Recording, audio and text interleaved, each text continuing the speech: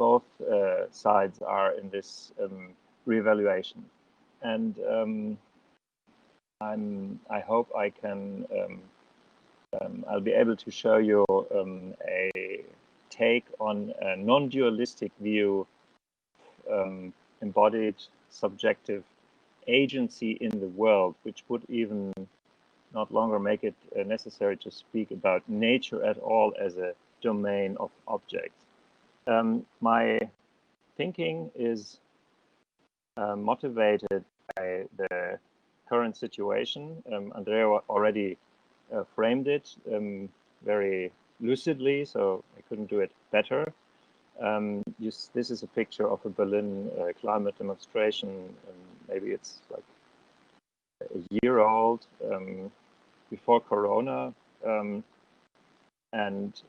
So just to give you, remind you of something we all know in the background or in our subconscious, that we are in a ongoing emergency of our planetary health, or planetary life, or the life of Gaia, or Earth systems, however you put it, accelerates, and which does not seem to be sufficiently taken care of, as there is probably a huge consensus. So this is just happening. The kids aren't even demonstrating anymore because of the new catastrophic situation we'll talk about a little bit later. But that's a very clear marker of a situation which is about to slide into a state which is worse than before. I'm just going to remind you about these things. Climate is one denominator, but we need to see this in a bigger context of the planetary life, the biosphere unraveling, falling apart, being undone by human activity. There's no discussion about this. We all know that we are kind of floating from one record to the next about the unprecedentedness of destruction and of loss and of death in our biosphere. And the latest example is this coronavirus, the pandemics. Or maybe I shouldn't say example, it's a manifestation of the way we humans are organizing mutuality with other living subjects.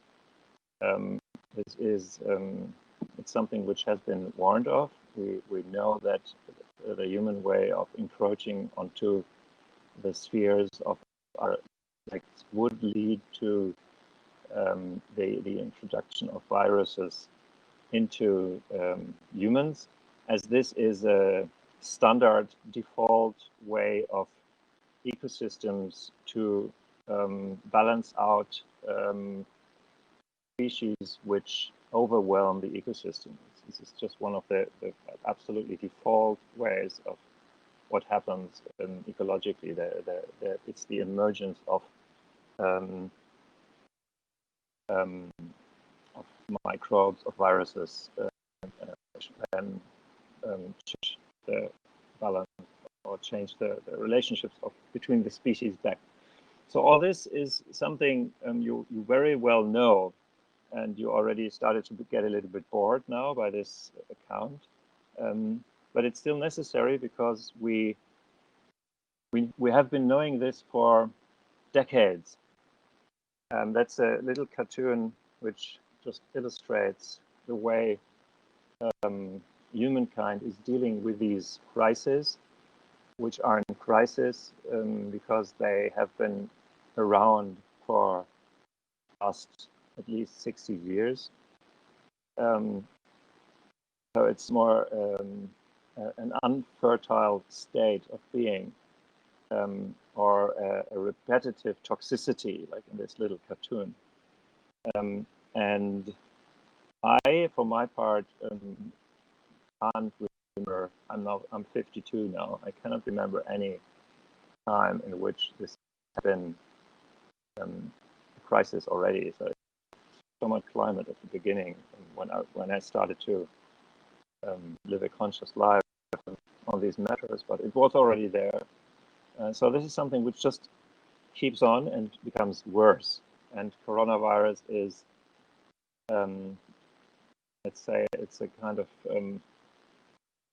it's just becoming more impactful. We realize that we are living in a time of acute crisis of relation.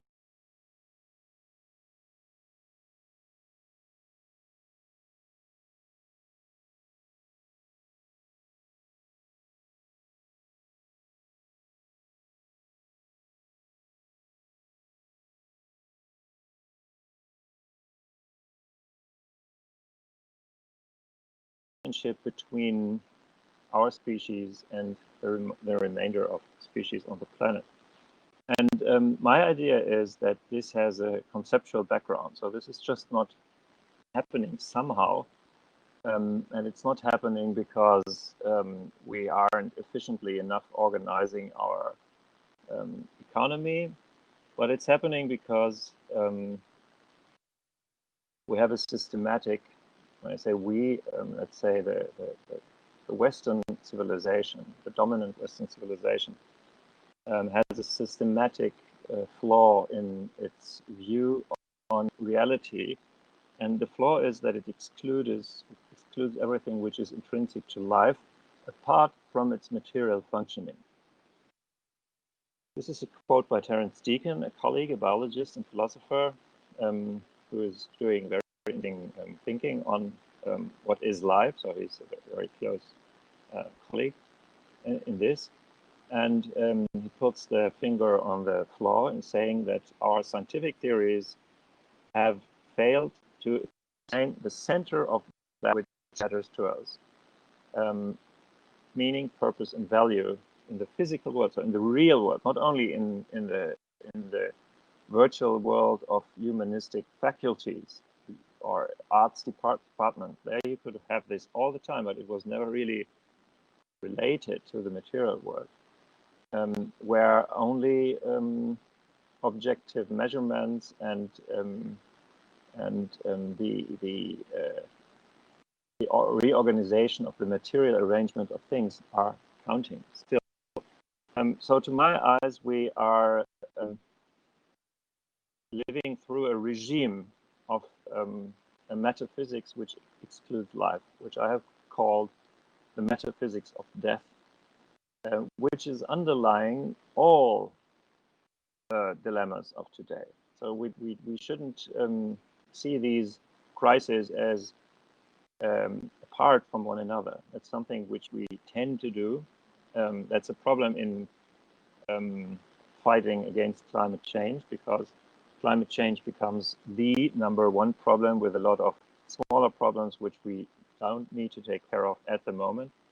But in truth, all this is a way of not taking into account how life unfolds in mutuality. And so in a way, what we're doing, when I say we, I'm talking about not necessarily about you and me. Probably you don't and I don't, or we don't. We try not to. So we even excluded, or we would like to be excluded. But we in the sense of the Western dominant culture rolling on and rolling over, we deny the center of what it is about to be alive, which is creative and expressive and feeling and relating, and which is actually always the center of our own experience. So theoretically or even collectively, we are denying something which is deeply a part of our experience, and this gives makes a fundamental shift, a fundamental rift in our view of reality. So we have a theoretical idea, and at the same time we are feeling something else. So in our private lives, we are very well alive. We're even thirsty for life, and actually live sort of schizophrenic existences, or existences which are somewhat similar to how you live in a totalitarian regime, because you deep in yourself you know what it is, what the truth is, or what legitimate ways of behavior would be, but you can't talk about them because then you would jailed or whatever, shot, killed. So we do this as a civilization. We hide aliveness away. And as you all know, if you do this psychological trick to hide something very oppressive, it suffers. So you can't repress feelings, for example, without paying for the repression, either by treating badly others or by developing neurosis or psychosis or panic attacks or whatever. So what we see in the world, to my eyes, is the death that conceptually we have put into our view of the world. So it's a very stringent and dangerous way of self-fulfilling prophecy, to my eyes. I need to say that the expression Western cognitive empire, which Andreas mentioned in the introduction, is not that, it doesn't come from me. It comes from a Portuguese sociologist, Boaventura de Sousa Santos, but I find it very helpful. And so this puts me already sort of in brackets, because it shows that they are pushing this way of civilization, and they are victims also among humans of this way of seeing the civilization. And it is a flaw of a particular historical culture, which is the Western culture, or we could also say the capitalist culture. Now I'm quickly tracing what Andrea also already mentioned, my view of how capitalism is related to arguments inside biology, and as a consequence, how our view of the living world is deeply infused with capitalist thinking. So first, just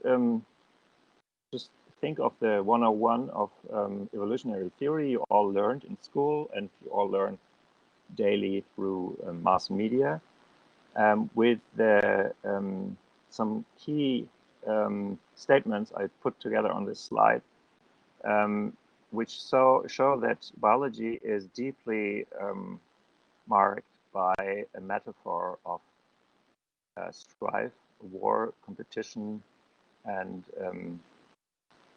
all nature is at war. That's the motto that Darwin put before his first reading of the Origin of Species, when it was only a nuclear paper and it was read to the Linnaean Society.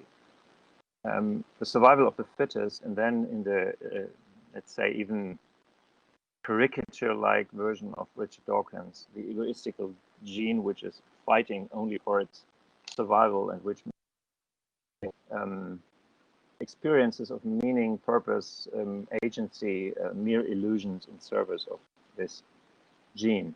So biology, the science of life, bios, the logos of bios, is arguing from a position which destroys life. So biology is actually anti-biology in a way, and it is so because it is in truth bioeconomics, or maybe better you call it bioliberalism.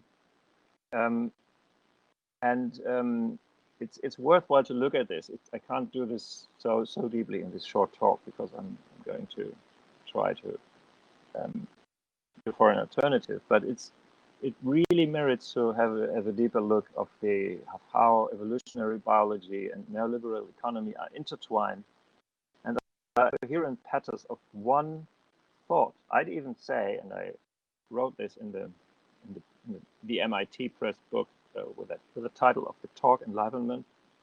So I unfolded this argument there more, that we actually, it's one science.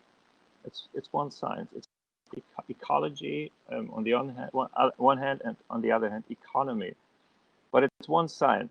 It's the science of efficiency, competition, and machine-like egoistical agents, and it deeply reflects enlightenment values, and it deeply reflects the cultural experience of industrialization, which is a consequence of enlightenment values.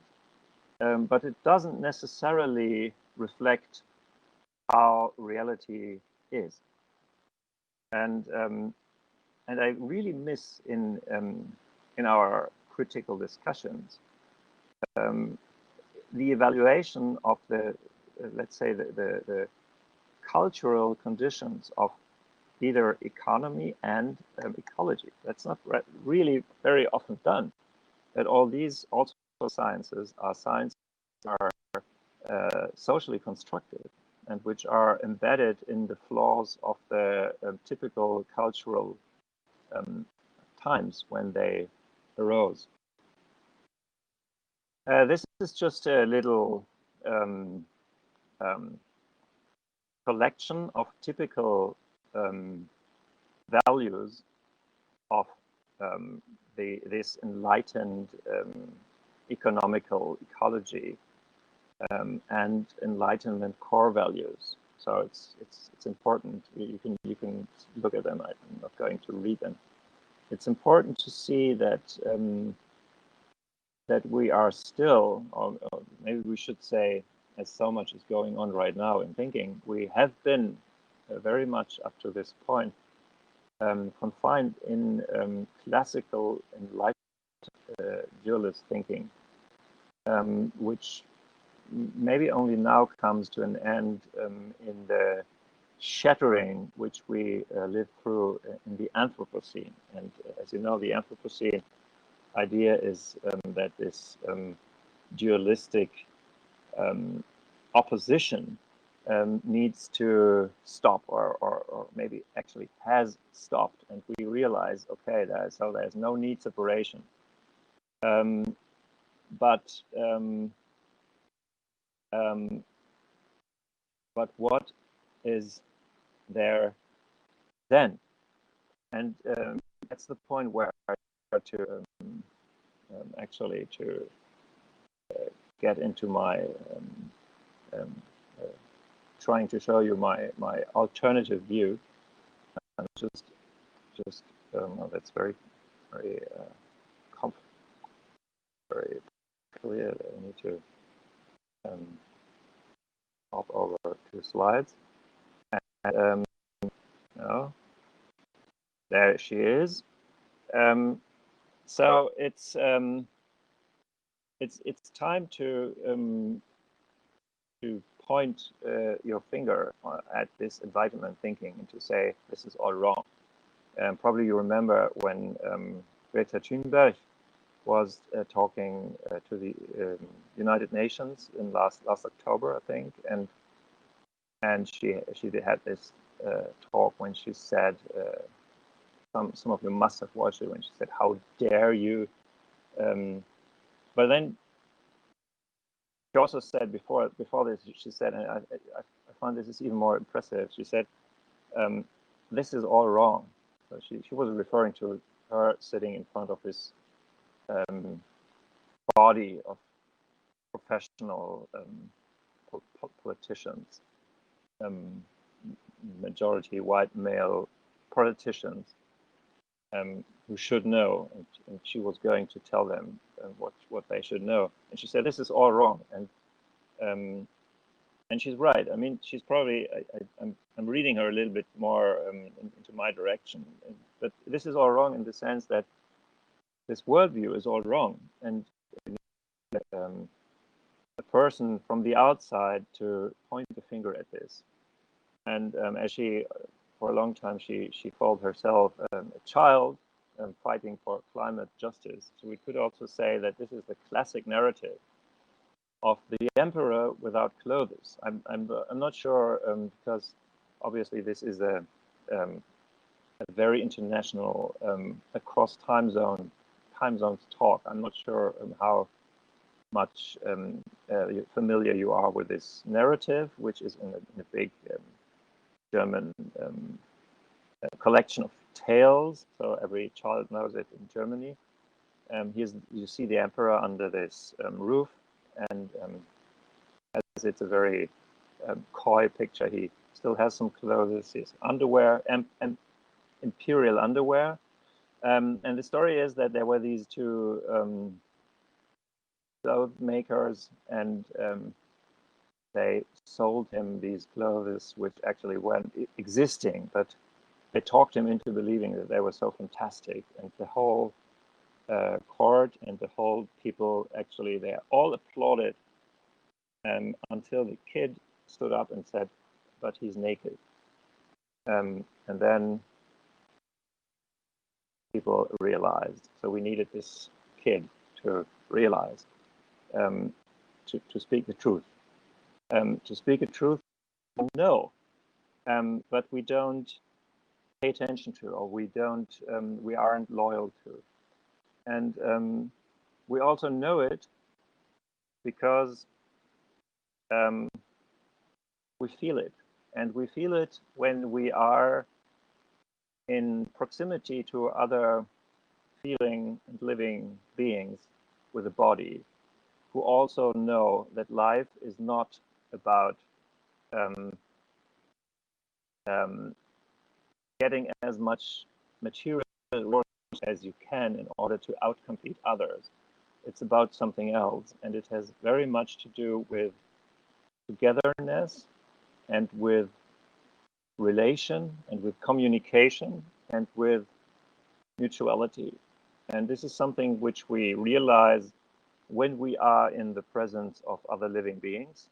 So obviously humans, that's what makes our society, but obviously also non-humans, and that's what makes our living nexus. And this is why I put you this picture of these old oaks close to the River Dart, close to Schumacher College in Totnes, with his first daffodils on the floor, these tiny yellow dots, you can see them, because we we all know that most of us, probably all of you, but most humans have this feeling of being in a meaningful connection if they are in the presence of other living beings. That's a very, very deeply proven empirical fact, although we don't have any mainstream explanation for that. So we have some goes at that from aesthetic theory or evolutionary psychology, but we don't have a profound, convincing mainstream explanation why we have the feeling that in the presence of other beings we are connected and we do know something more than we do when we are alone. And my attempt to override the enlightenment dualism with an enlightenment reciprocity is also the attempt to fill this vacuum of not having any coherent idea of what is going on when we are meeting other living actors in this world, be it trees, or be it the River Dart, or be it clouds, or the daffodils. And just let me show you another suggestive picture of a bumblebee in the cherry tree in front of my house in a Berlin street, to show you that it's not only a question we are asking ourselves, it's also a question which is enacted by life. So what is happening there is the bumblebees searching for nectar and distributing pollen by this. And this is an act of reciprocity. So this is something which we are asking ourselves if when we stand in front of other living beings, but at the same time, it's something which is continuously happening between bodies. And we go there and we look at this, and we have the feeling that it is somehow connected to our lives, and we don't really know why, which is truly shocking, actually. So can you imagine? We're living in a moment where life is systematically erased from Earth, and when we are meeting other lives, and we are feeling a sort of intense draw for togetherness, we have no idea where this comes from, and we haven't even an idea of if this is actually a valid experience, or if this is only a dream or a projection. But you see, we are really in a desperate situation, and somehow we need to get out of this. Or at least, if we can't get out of this, we should suffer through it more knowingly, and more being able to greet the bumblebees and the cherry blossoms. So I think, just to give you some of my key ideas in a quick form, I think that we need to go beyond bioeconomics. And you see, this is a very difficult struggle, because it means just having a quarrel with two major scientific paradigms, biology and economy, and to see that nature is neither efficient, nor does it grow, nor does it know property. So nothing of the let's say terms for which competition has been coined really applies, but instead is a process which is very much about experience, very much about inwardness or insight, and a process which is very much about me or you. So it's about personal, individual experience of being present in connection. And Andrea already mentioned these terms. So you see, I'm constantly referring to his short introduction, what a fantastic introduction that was. I would like to suggest two other terms to approach what I'm after, which are poetic objectivity and empirical subjectivity. I don't have a slide for them, actually, I realize, but I will just repeat them so they kind of stick. Poetic objectivity is what I showed you when I showed you the oak trees. Well, it's the same, actually. So it is a way of understanding what happens to a body in life, which doesn't go through measurement or calculation in a dualistic sense, or a treatment of object, but which is done through a shared understanding, through the understanding of what in these trees is the same as I am, and as very much of them is the same, because they are growing beings striving for fullness, for health. And empirical subjectivity is the subjectivity which takes us to do this, which enables us to feel and to feel connected and to understand this connection, and which is always embodied. So subjectivity isn't something subjective in that bad sense that you can do it in your private life, or you can do it in your art history seminar or whatever. Not even there anymore, actually. So that's only about just discourse and not about subjectivity, but wherever you do it but you can't use it for getting understandings of anything of the world. But if subjectivity is material and is embodied and is shared and is mutual, then it becomes a major entranceway to understanding reality. So I suggest that instead of getting rid of what is our peculiar way of experiencing the world, or what is our way the fact of experience in the first place, we should use this as the entrance point to this world, because it's obviously it's a feature of this world.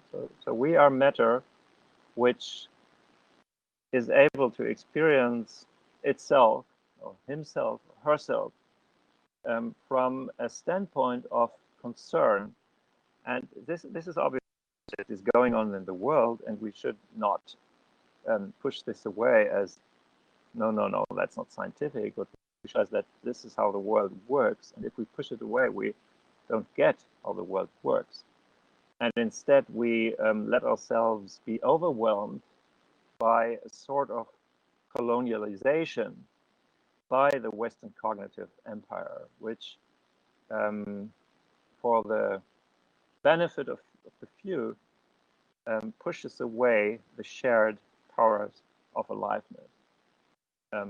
Because, as you can imagine, you know that you can't build an empire of shared aliveness, because it's shared, and you can't put it into a box or put it into a chip. Okay, I'm going back. Let's see. Yes.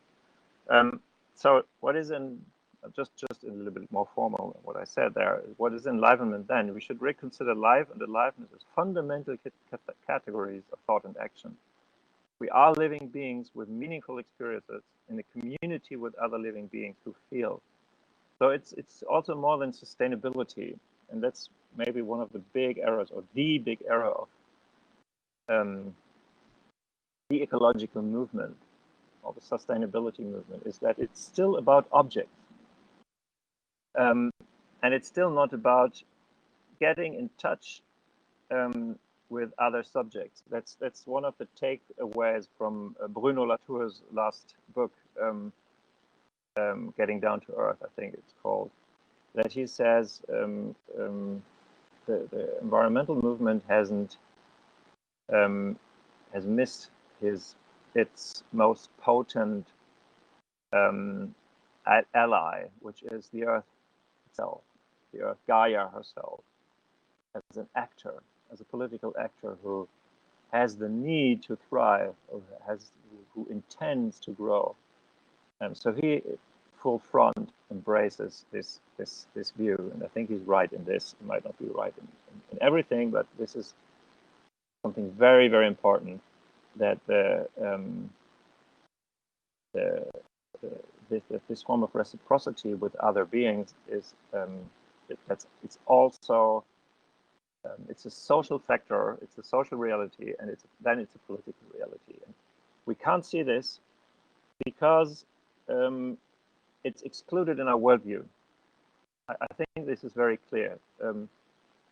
It's excluded from the get-go that other beings can be subjects. You know, if you suggest this, people will look at you like they look at me and say, "Well, it's slightly crazy, isn't it? It's a little bit animistic, isn't it?" And yes, it is. Sure, it is. But otherwise, you just, if you don't, you just convert the whole world into things. You kill the whole world. You convert all life into things. And what happens if you kill the whole world? It dies. And this is just what is happening. So I think there's a lot which speaks for the approach to embrace a society of beings, or embrace the family of life as kin. And yeah, let me give a little bit more detailed plea for this idea of reciprocity. And this is just it's a nice page from Lewis Hyde's book on gift and on mutuality, with a nice plant I found in Italy 10 years ago. So it's just to show you that this feeling of reciprocity always has immediate repercussions in one's personal life. And so it's very much about reciprocity and mutuality, and getting into relationships. into good relationships, into relationships which are fair and equal, and getting into an obligation to give back what you are given. And on the other hand, or maybe on the first hand, to realize that always given, like this plant, this sage plant was given to me in the way that I needed to give back by more or less clumsily drawing it into the only paper I had, which was the book of Lewis Hyde. And I was thinking probably he would like it if he knew he would like it if I just saw enact his own idea of needing to give back when being given. And in this idea of life as a process of relationships between subjects, there is no place for any idea of nature anymore. Not in the sense that we don't need nature, or it's all anthropos and it's all colonized, but in the sense of we don't need a domain of objects which are categorically different from humans. It's a very bad idea, actually. Although it's nice to think of nature in romantic terms as the realm of the natural and the beautiful, I think that it's tempting, and I know this temptation very well, but it leads you into the wrong direction of separating off something which is about yourself as well all the time. So nature goes, and in comes reciprocity, or fecundity in reciprocity. And I will just give you some examples because I find it always so absolutely, utterly, crazily fascinating, how deeply reciprocity shapes life. So what you see there is a drawing of a bee sucking nectar and at the same time collecting pollen for the young, for her young, for the offspring, for the hive, and fertilizing the plant, which is so incredibly about reciprocity. You could also put it as an evolutionary arms race, which is what is being done, like conceiving of the bee as an involuntarily carrier of pollen to other plants or whatever, and can do this, but still, if you do this, you need to see a deep reciprocity. So you need to see that there are two actors, or several actors, innumerable actors, only being able to be what they are and to become what they are and to be selves and themselves if they get into this action of reciprocity, and to see that the whole world is shaped through it. So you could also look at evolution and say it is the mutual imagination of developing form through one another, and that would be equally right. Only that you don't mention competition and selection and death. And I think it would be right not to mention it and to say this is a sort of dance through time, a sort of self-imagination of life, which becomes always a self-imagination of the subject in its myriad subjects. And that's part of its deep definition, because if we meet reciprocity, we see it, and at the same time we can identify with it, because we do identify with other living beings, and even involuntarily, because we have mirror neurons, and everything which moves makes us somehow move with it. So we're already involved in this reciprocity, and we feel caressed our back by the stamina of this flower, and we can imagine how it is to go feeding and to be embedded in what you're feeding on with your whole body, which is perfumed with the scent of the flower. And so I think we should reframe the living world as a process of relationships which create the imagination of self and of the whole and of others, and which come always as, let's say, not as an empirical research, but as empirical imagination. So it's a sort of poetry, actually. And you might wonder why I'm showing you this food web, which could also go as the archetypal paradigm of nature red in tooth and claw. You know, this the quotation, the famous quotation, and because every being is eating other beings, and we need to eat other beings to exist. And at one place we'll be eaten, and we'll give ourselves away in making ourselves edible. But on the other hand, it's a way of mutual imagination. It's a deep way of reciprocity. So don't forget this, that the food web is also is enacted reciprocity, which I won't dwell on this here, but which can start us think about the role of death in life, which might be opening a door for reciprocity, which we cannot close. As you know, we all must die, we all will die, and we all will be eaten, which is fantastic, actually. So we'll all be. I mean, probably normally we don't think about this. Think, okay, then one day I'll be dead. But the next chapter is that we're going to be a feast for beings, like we are feasting on beings right now when we're enjoying our food. And to my eyes, it's a very, very potent experience of this mutuality, which makes life so creative, and which makes life able to bloom into individuals at the first place. And let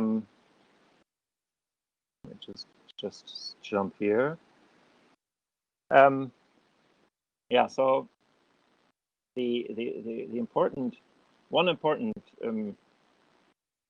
take-home message from this is that as there is no culture versus nature, or human versus matter, or however you put the dualisms, there's also no inside versus outside, because in this ongoing deep process of imagining yourself through other, there's always meaning coming up, and there's always the experience of meaning by a subject. Like, you're experiencing meaning through your life when you encounter embodied empirical situations, and so this embodied material reciprocal world is generating meaning all the time, and because it's generating subjectivity, and subjectivity is about the experiencing of meaning. And as the experiencing of meaning creates new movements and new reactions and new imaginations of what is possible in this world, meaning is also always material. And we know this. And again, I need to remind you of the importance of the personal experience of being alive. I always need to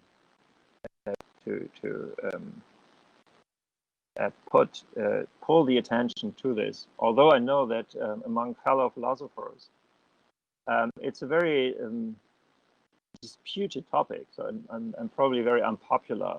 Could imagine it's very unpopular among philosophers to say, "Hey, come on, just stop looking at arguments and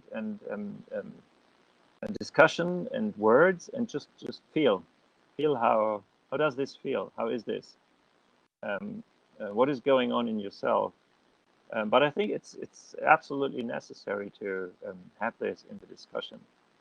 have this in a worldview because it's there, because we know it's there, because we actually know nothing more for sure than that matter has a meaningful perspective, because we are this matter and we have this meaningful perspective.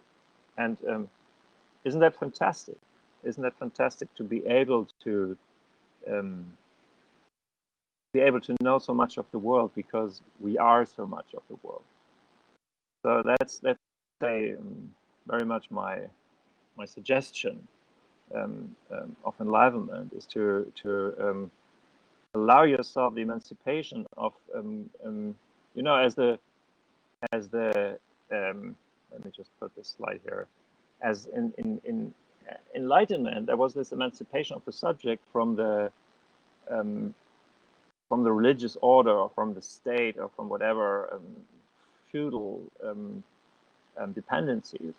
And we need another emancipation, which is enlightenment, which is the emancipation of this, the feeling knowing of what is going on from within ourselves, in connection with other beings who do the same. So it's absolutely in us, and we need to emancipate this as a factor of valuing and judging and interacting with the world. I show you this cover of a book of mine, just for the subtitle Erotic Ecology, because I just wanted to draw your attention. I'm closing now. I'm close to the end. Just 4 slides, something. So it's another, let's say, experiential field of mine to see this processual interaction in terms of a fleshly, erotic, a meaningful and sensuous way of interacting with the world, and this is important to me because then again, it becomes clear that we are not simply mechanically in enacting processes, but this whole thing is a deeply subjective, emotional experience of being through others or with others. And so that I think we could even say that in this erotic ecology of enlivenment, we could even say that ecosystems are love processes, because they make possible that individuals flourish through the existence of the others, which to me is very much a shorthand for the definition of a practice of love. If you can flourish through the flourishing of your partner, your family, your kids, your company, whatever, then you're in a loving relationship. And I think that's what is happening in ecology. And don't get me wrong, I'm including the food chain. So we need to get another idea of a practice of love, which is not about only about hedonistic fulfillment of individual desires. So it's too small. As the idea of eroticism as simply sex is too small, and closes it turns our eyes away from what is going on in a true deep communion of bodies, which truly create meaning in the individuals who happen to imagine these bodies as their empirical fleshly existence.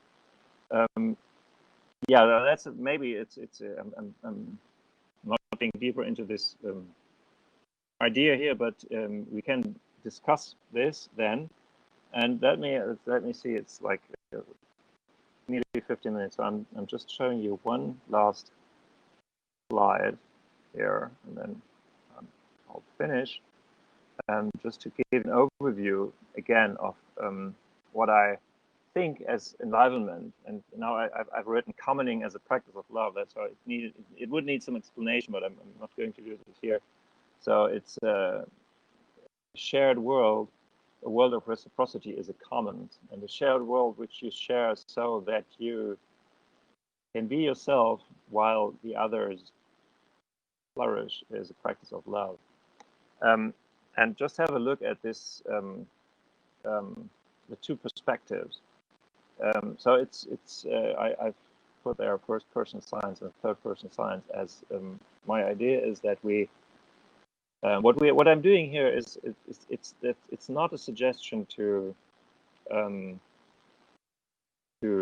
do something, let's say, esoterical apart from the scientific endeavor, and let science go on as it was. So to my eyes, we need to reintegrate all this into our view of reality. So our view of reality is our scientific view of reality, and we need to take serious the suggestion of poetic objectivity, and then it would include this practice of love as science. So do science as a lover, and then it becomes completely different. And that's actually what you see in. You could also see in Darwin, by the way. He was a great lover of other beings, and still he was so much restricted in his thinking by cultural paradigms of his time. But if you love, then you can't approach your object only as an object. You always approach your object as something or someone who you want to give more life. You want this to exist. You want this to grow. You want this to flourish because that makes you flourish. And that is the great flaw in our scientific approach, that it's void of this desire to give life to others. It's totally void of it. And then you don't give life to others, and they die under your hands. So that brought me back to the statement of the problem from the beginning. And yeah, here we go. That's a short synopsis. These are the books I've written in English, so if you're interested more, if you don't know them yet, look into them. And thanks a lot for listening.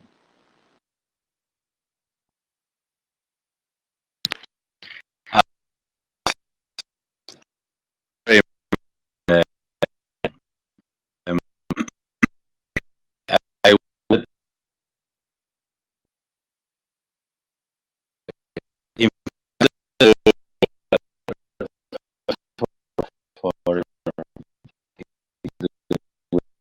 for yours and for I can't hear you. I can see that you speak.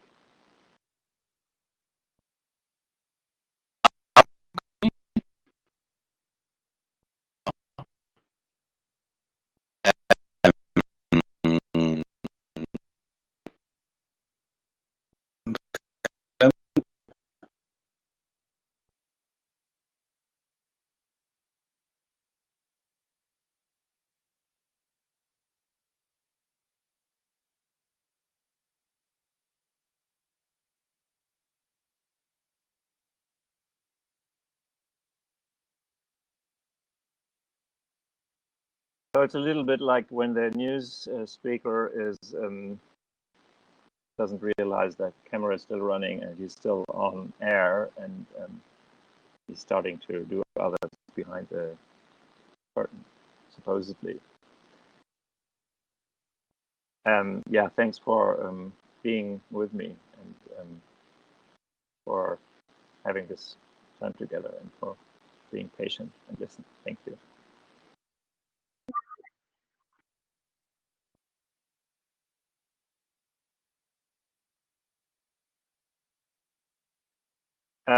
I mean, we can, if Andrew actually has a hang there, we could also start into a discussion, actually, in order to meanwhile, make some use of the time. And I'm not sure how what the idea was, but yeah, you should answer questions in the shared notes. Yeah, do this, and I'm trying to start to answer, to comment on them, and so we can just dive into it head on. And when the moderator is back, he can take the lead again.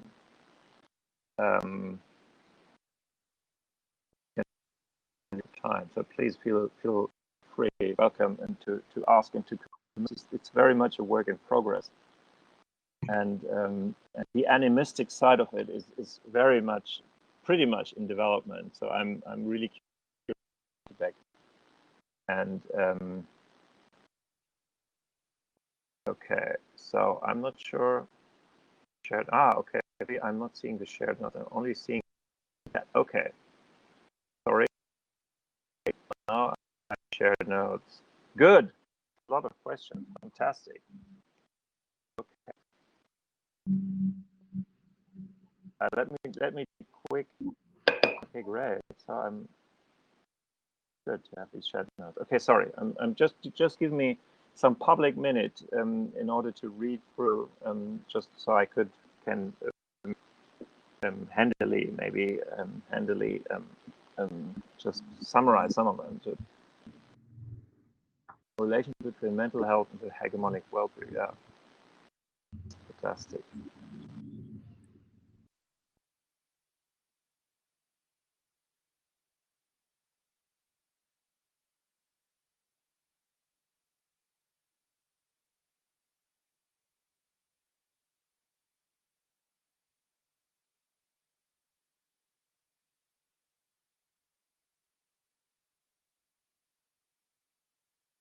Okay, great. Yes.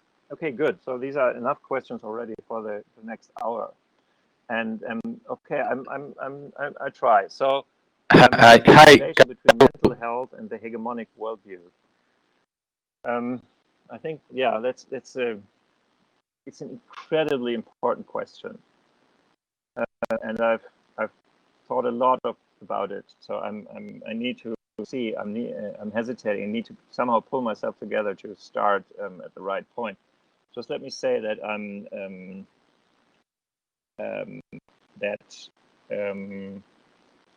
this is an emerging topic, even in, let's say, mainstream popular science and popular journalism, to begin wondering what psychological impact the current traumatic life situation on Earth has. So it's people are starting to look at this, and they're not only starting to look at the, let's say, the physical events or the ecological events, but also on how people are reacting to this. But so you're starting to find this in the mainstream, but you don't find very much about what you ask in this question, like what is the relation between mental health and the hegemonic worldview, because you won't discuss hegemonic worldviews in popular science or popular journalism, rarely. But I think that's the point. Well, let's say that the hegemonic worldview, those who collaborate with the hegemonic worldview, it's difficult to put it because what is the status of an agent of the hegemonic worldview? It's difficult to. It's very complex because you need to see that everybody acting in its name is already also acted on by it. So I'd say it's a form of colonialization, and colonialization is always about silencing the active creative life in the colonized. That's its principle. It needs to do this. Otherwise, the colonized will not be able to be controlled. So you need to silence the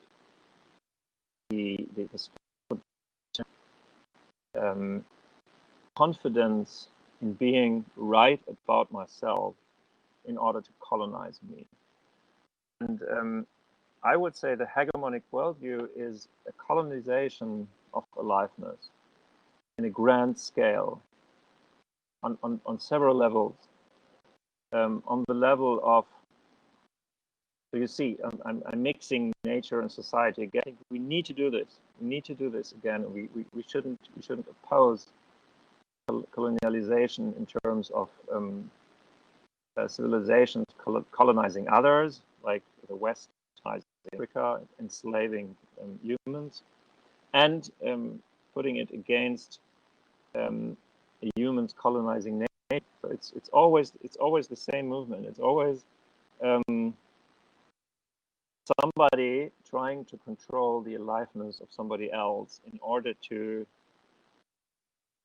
control his own aliveness, in order to become more sure of his own soul. So you see, it's a process of reciprocity, and you can't have a colonizer who is healthy, because the fact of colonizing is already it's already a toxic process.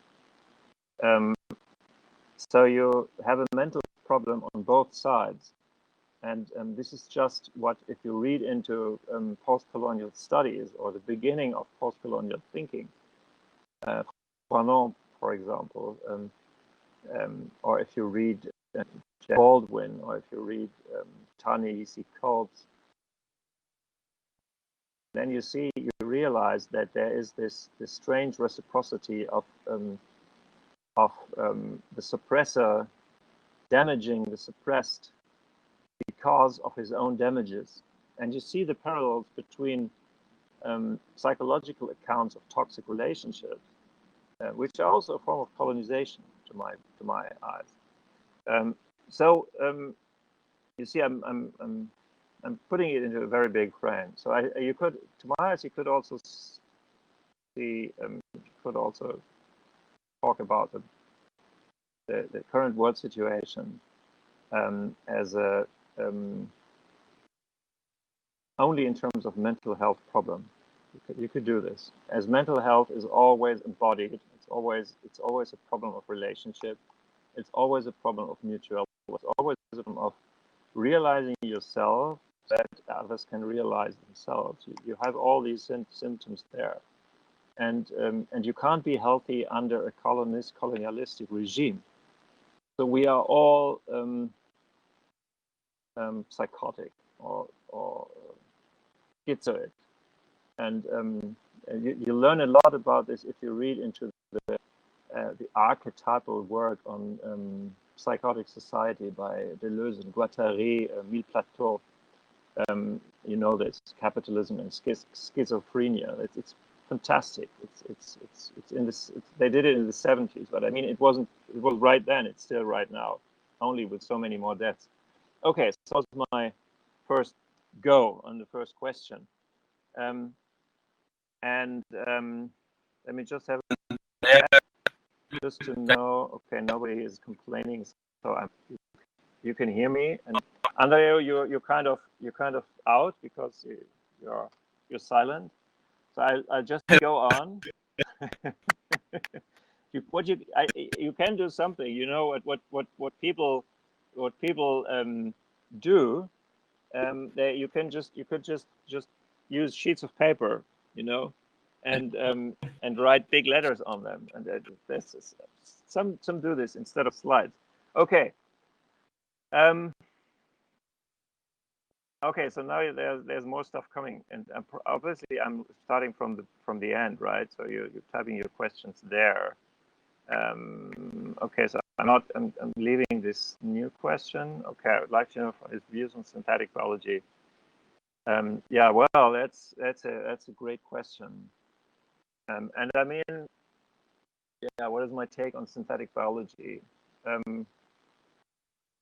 Well, on one hand, when I break down the barrier between objects, then I never could say, yeah, don't do this because it's not natural.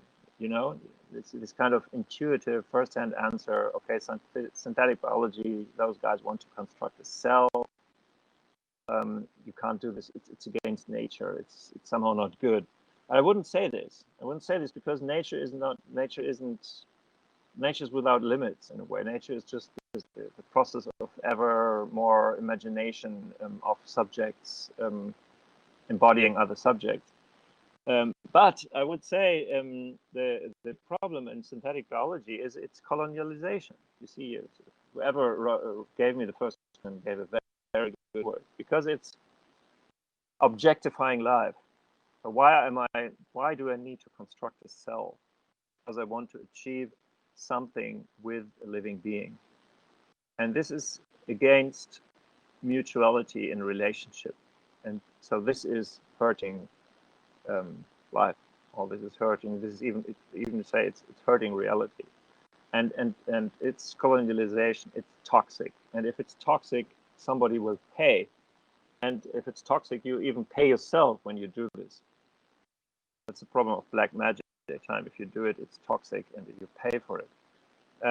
So the problem.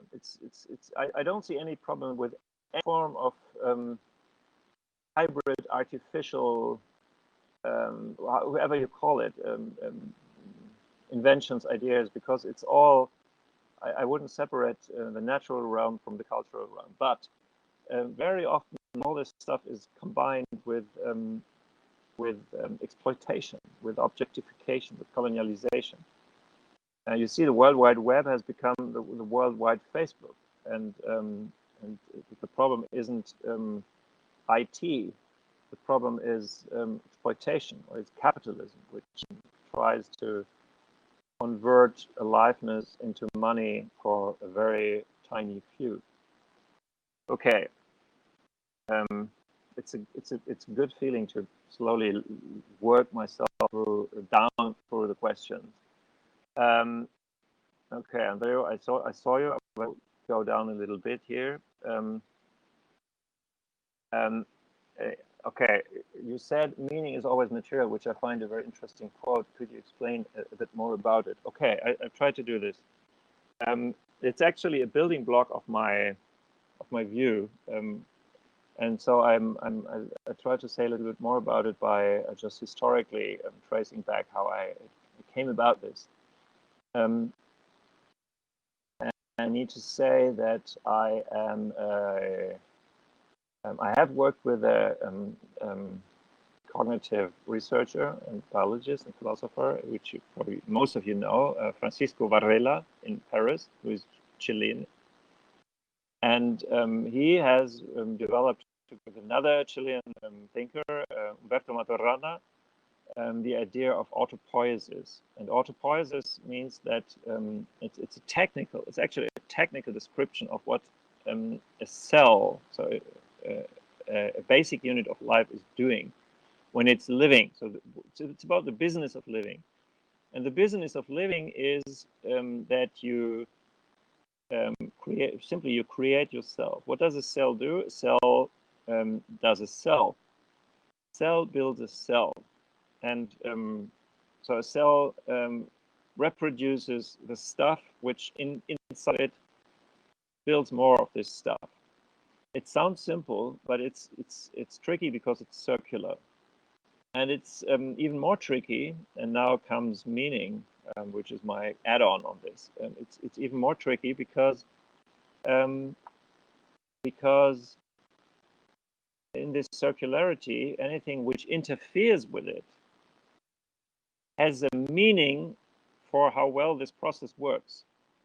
So I hope this is plausible. So if the cell's obsession is just with building it again and again because it's breaking all the time, it's a very, very tiny thing.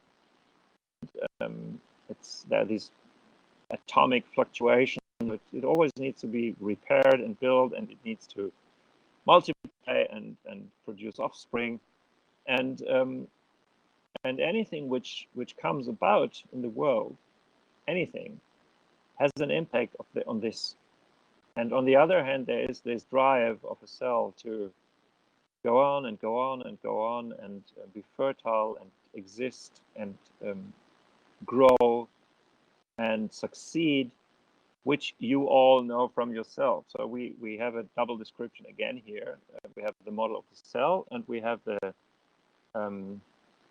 our personal experience, which is very much what is happening in this model of the cell to my eyes. So anything which interferes with this fundamental self-creation leaves a meaning in this self-creation, leaves a value. It's either good or bad. And you see that from this perspective, the whole living world, it cannot be neutral anymore. So from this perspective, these biological machines, as biologists call them, are machines which create an interiority, an insight, a standpoint, an experience from which everything which happens is meaningful. And it is meaningful because it happens to a body. So it is meaningful because it's matter. And I think that's fascinating. So we don't need to somehow translate meaning on matter, or we don't need to understand our experience of meaning as a projection, because both are fundamentally separated. They both are fundamentally interrelated. So that's my biological version of what Karen Barad is working about, as you know, in her from her take from theoretical physics. And she has this beautiful sentence when she's starting one of her papers. It goes like, everything, when she started this renaissance of agential matter, everything matters in science, and only matter doesn't seem to matter. And let's change this. And I mean, it's brilliant. And I just want to show you that organisms are a very, very concise form of agential matter. And maybe they're even the form in which the agency of matter becomes transparent to itself. So what you're experiencing as subjectivity is agency of matter. I mean, you're matter. What are you? You're matter. I'm matter. We're all matter, and we're agency. We know we're agency, and we're matter. So that's fantastic. I suggest you try to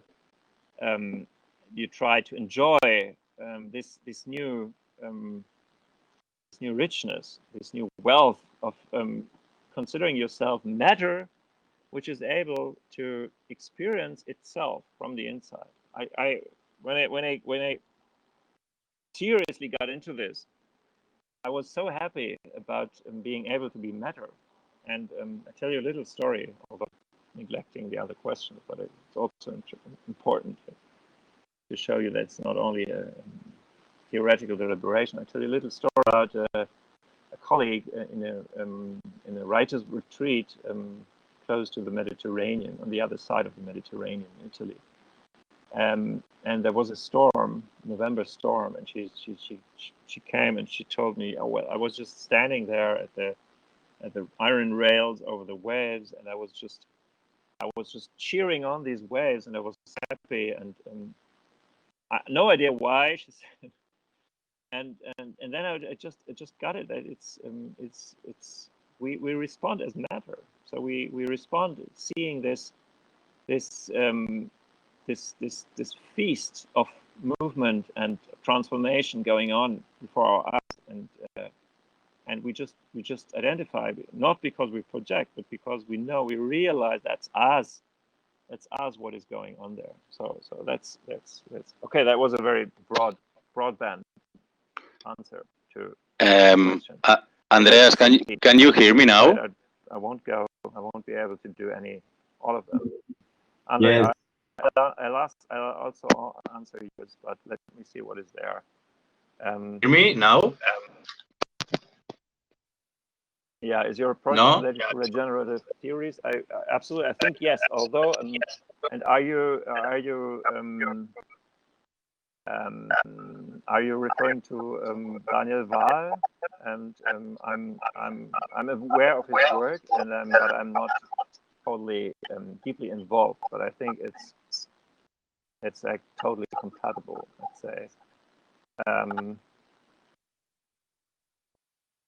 What would you advise to someone in academia who wants to pursue research through an effective process rather than a scientific rational one?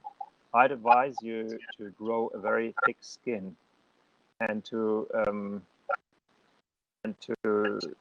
cultivate solidarity with non-human beings, because you will need them. They'll need to help you. So it's very problematic, and you'll be an outsider, but you'll also be a pioneer.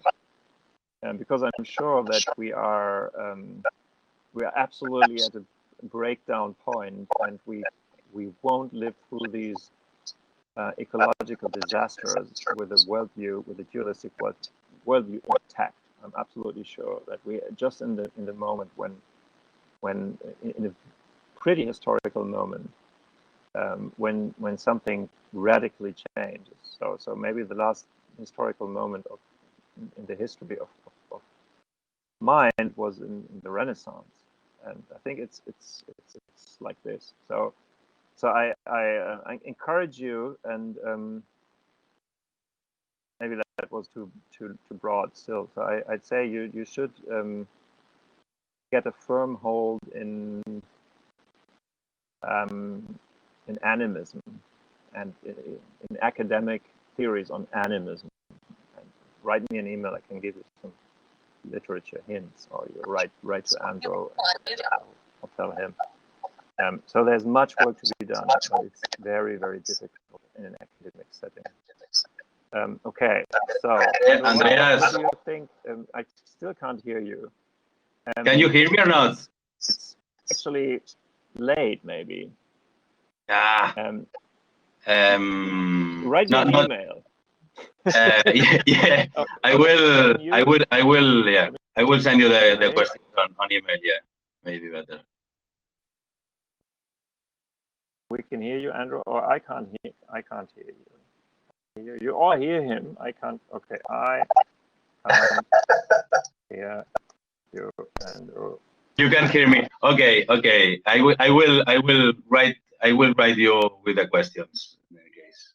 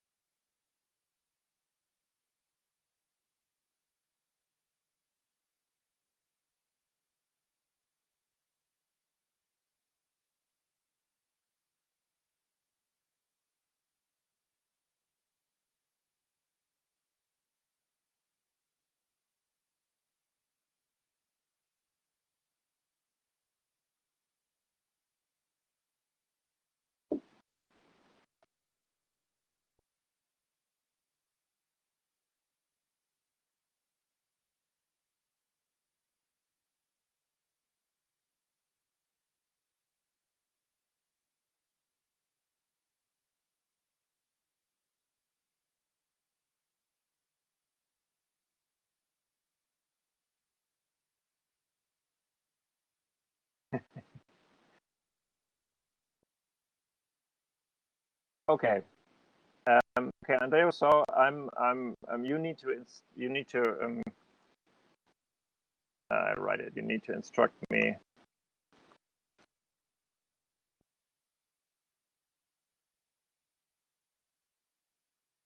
I need written instructions. Otherwise, I won't move. I'm a good German.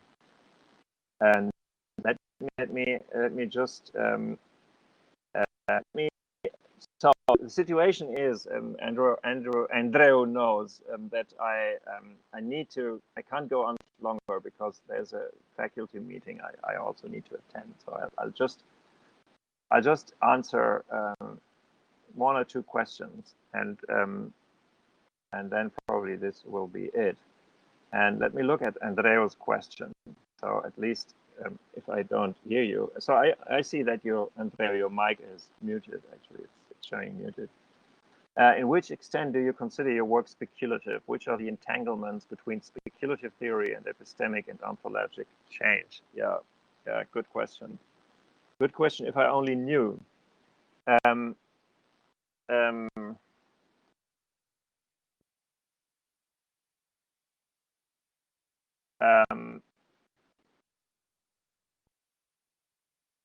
Yeah, well, as long as you can hear me, that's I assume that's the practice of me being here. So let me get on this, and then maybe we make a wrap up. And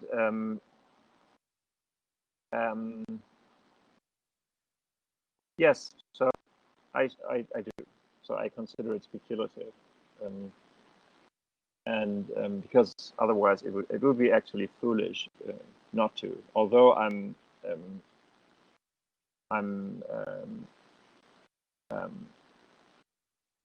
going at lengths to argue for the fact that this form of speculation is inherent in reality. So it is not speculation in the sense that there is a human mind speculating freely and unconnected, in an unconnected way, cut off from reality, doing a speculation. But I say that the way of the world is intrinsically speculative. The world process itself is speculative. And you can say that evolution is speculative poetry, creating forms which are always experiments and which then give way to other forms, maybe through the emergence of a virus or several. So that's another, to my eyes, that's another deep flaw in Western thinking, is to ban speculation to the realm outside the real, which inhabits only God and the human mind, and the crazy person, fool, the psychotic, and the philosopher.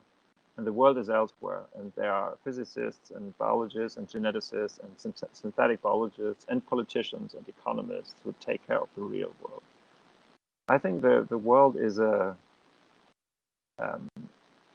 it's a poetic imagination of one through other, and so it's foundationally speculative. And or you could also say that, you put a little bit differently, you could say that the world is language, and there's no talking about the world. There's only talking as world, and it's only the question of how you identify the relation to what you talk about. So if you think it's an object, or if you think it's yourself, or if you think it's a mutual ongoing process, which is a poetic imagination, and I think it's this. So yes, and second part of your question, and probably you're probably already intuiting what comes, because this world process in its speculative properties is an embodied process, and it's about individuals interacting with one another. It has the whole set of let's say ontological and ethical viewpoints, categories with it. So it's all mixed up in it, and so speculation can change the world, because the world itself is this all the time, and I very much encourage this, but I encourage it in the way you heard me encouraging it, not as as emphasis on the split, because between our speculative faculty and our reproductive faculty, but as emphasis on the mutual transformation of both. Okay. So that was I'm watching your face, Andrea. I'm not sure if you're satisfied with that answer, but I love this. I know. I also know that that some speculative philosophers probably would not agree, or would absolutely disagree. But I feel good by putting it like this. Okay. So yeah. Let me see. Let me have a look at your second question. Very critical towards the idea of nature, something already designed. Yeah. Okay. I'm not sure if I completely get your question, but I feel that's something I should ask myself more deeply. Could you, Andrea? Could you put it in another, write another question, one sentence quite big. I'm not sure if I really get it. So what are my convergent objectives and opposite proposals?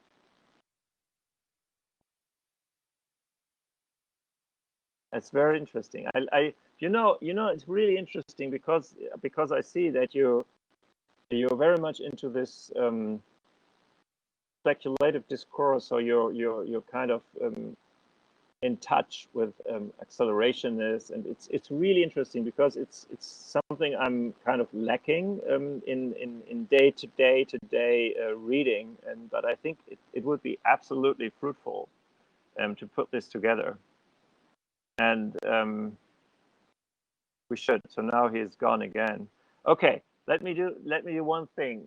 Let me see. I just will ask one question, and then I'll close, and I'll go, and we close the talk as I need to.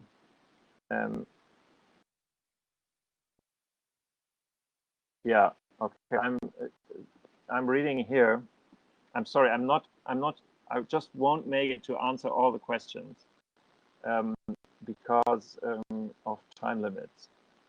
So I'm reading about the agroforestry researcher, and I would like to ask though, why reclaim enlightenment as an enlightenment 2.0 when enlightenment is so deeply entangled with humanism and so on? Yeah, you're right. It's a good question. Why did I do this actually? Why did I do this? You see, I don't have an immediate answer, and what you raise here is totally justified.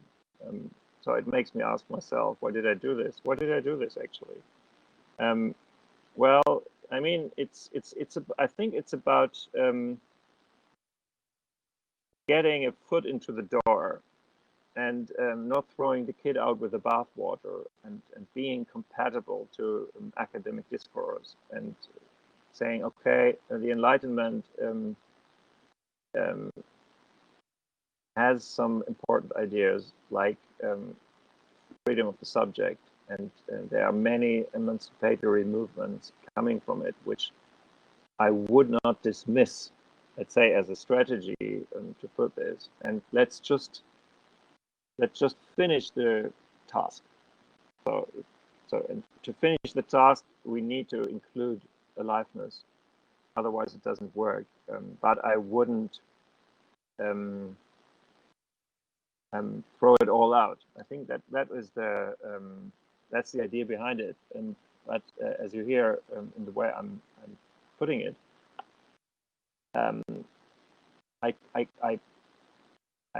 I started using this word in 2013, and it might be that reconsidering these thoughts in the light of newer thoughts, and particularly in the light of my work on animism, or with animism, might have been not such a good idea. So I hope it's okay to give you this as an answer. Okay, last comment on the question: how do you go from theory to practice? Yeah, you're totally right. You're completely right. But yeah, you just put it. That's the first question. Also, the question, the last question in the row, it probably was the first question. And I don't have a very good answer for this. So I don't have the magical bullet for it. as you could imagine. And I think, well, some things, it's first, it's very important to acknowledge that the whole thing works in the opposite way, and to know this, and to not overstress the demand on one's own power to change stuff. I hope you get me right. It's not about silencing yourself. It's about seeing the size of the task, and then seeing it as I said in the first answer, as a situation in a toxic relationship of domination. How do you behave there? What is the way to behave there? And then you understand that it's about seeing how much toxicity is in your own actions. The psychologists call this the introjects.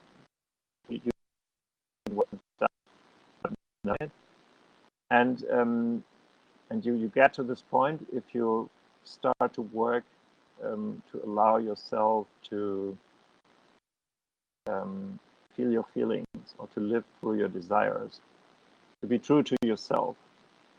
So I think the hygienic process is very much about getting into closer contact with yourself. Don't misunderstand me as giving you esoteric recipes.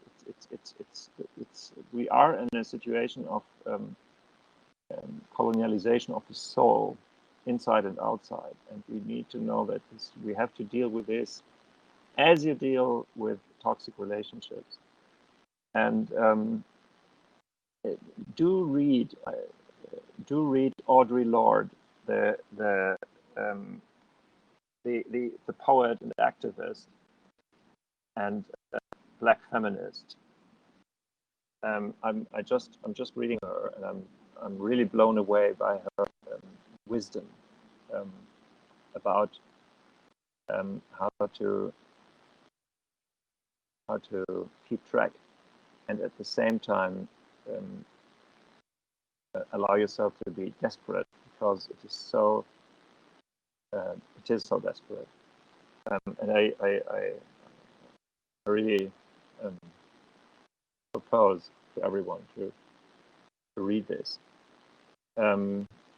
Yeah. Okay. Andrea, what do you think? It would be good to me to just wave goodbye here and wave hello in the other meeting, if this would be okay.